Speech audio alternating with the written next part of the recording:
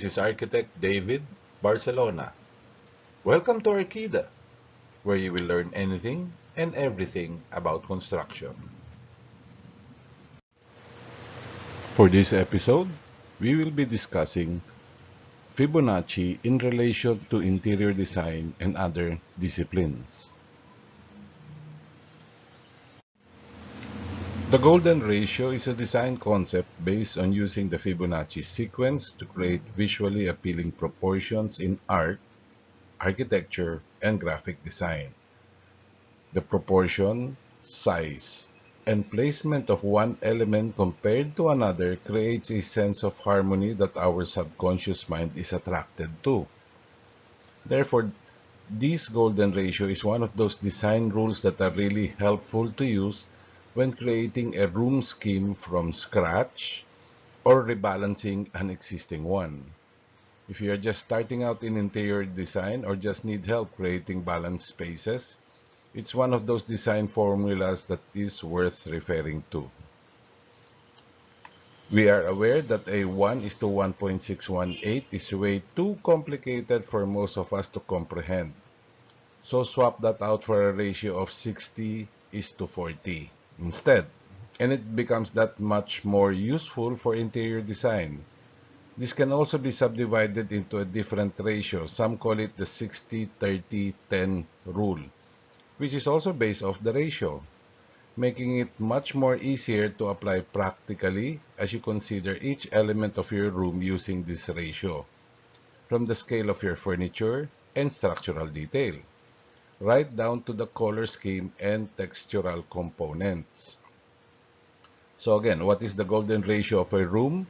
The golden ratio of a room can refer to its proportions, example, the height, the width, and length, which is often used to ensure not only visual balance but good acoustics too.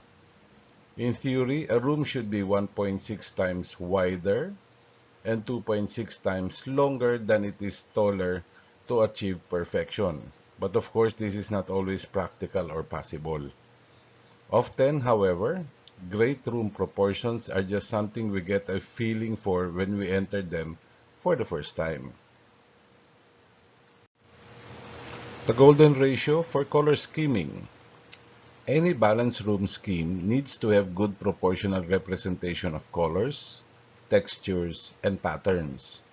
For example, in a two-color room scheme, the dominant color will cover around 60% of the surfaces, while the complementary secondary accent color will cover around 40%. You can of course break this down further so that 60% is the dominant color, 30% is the secondary color, and 10% the tertiary. Color is a great way to get started with this theory. Choose your three tones and split them into these ratios. 60% of your space should be one color, perhaps through the paint on your walls and large pieces of furniture. Choose another shade to be your 30% color and apply it through textiles, such as curtains and rugs. Finally, use your third color through accents and accessories, using it across 10% of your space to create a balanced and well thought out look that will appear almost effortless. The golden ratio to introduce pattern. The golden ratio is really useful when introducing pattern to a scheme. Let's say you want a space with three complementing patterns but don't know how to get the balance right. Well, the principles above are the same. The pattern you want as your main choice will cover 60% of the surfaces, designated as patterns, perhaps a sofa. 40% of the patterns, you think of cushions, will be covered on your second pattern. Again, you can scale this up and break it down so that the 60% represents a patterned wallpaper, 30% represents a sofa fabric, and two sets of 5% represents different patterned cushions. Knowing how to mix patterns in a room successfully can help you get this right. The golden ratio to get a balanced room layout. Ever been struck by living room layouts that seem either underfurnished or cluttered with furniture and felt the lack of balance? The golden ratio can help you strike the right note. Using the 60-40 formula, measure up floor space, then take measurements of the floor space covered by furniture. If the furniture fills more than 60% of the area of the floor, the room is over-furnished. If it is much lower than 60, it is likely to feel on the unfriendly side of minimal. So ideally, aim for a layout that leaves 40% of the floor clear. The golden ratio for choosing furniture.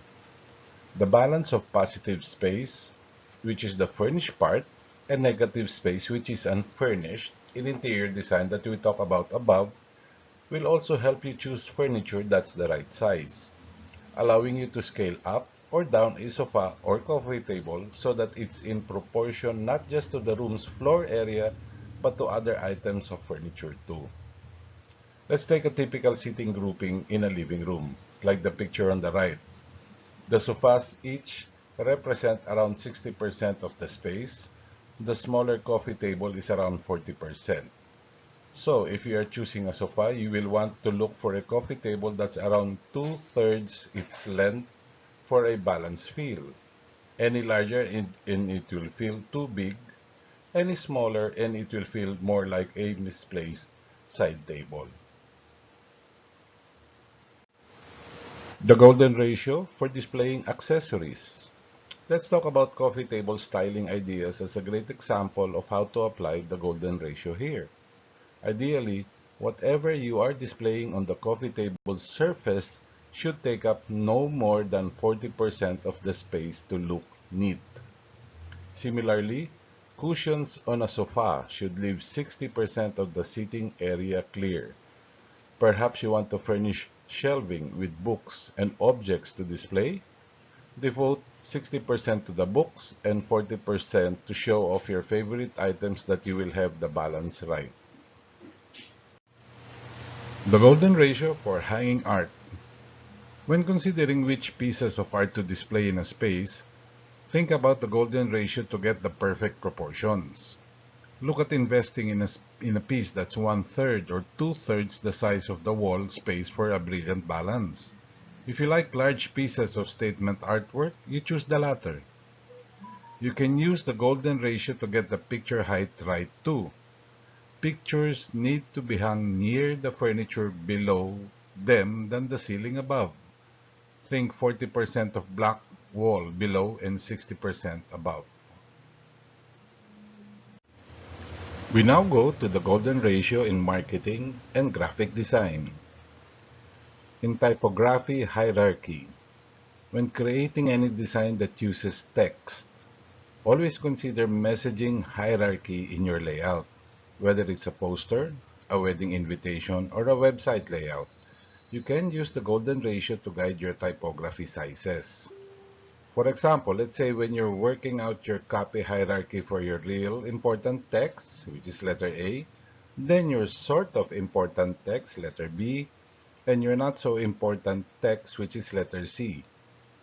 If your smallest font size for C is 10 pixels or px, then multiply that by 1.618 and to get a rough guide for the next or the succeeding larger sizes.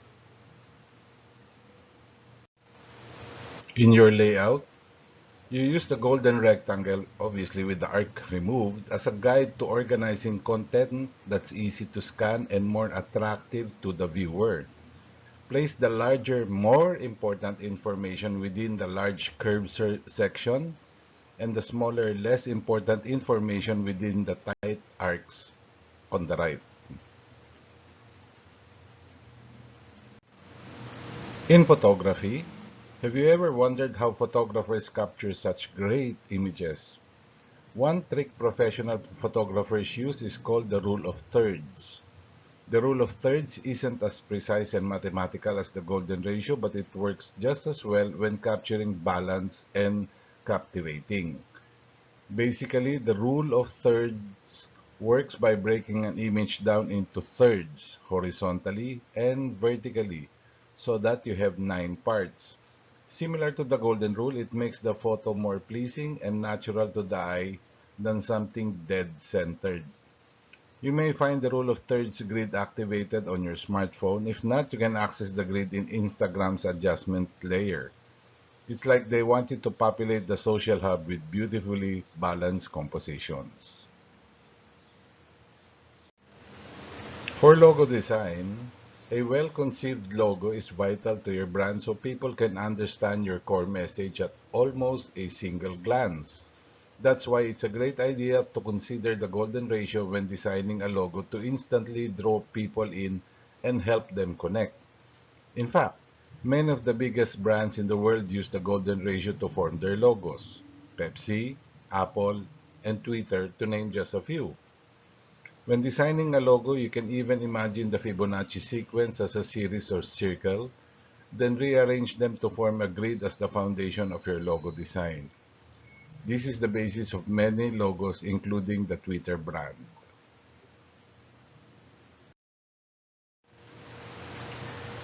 Click the subscribe button to discover all the other videos in this site. Click the notification bell to be notified about new videos that we post. Press the like button to share this video to your friends. If you have additional comments, please post them down below or at our Arkida Facebook page, and I will answer all your queries. Thank you.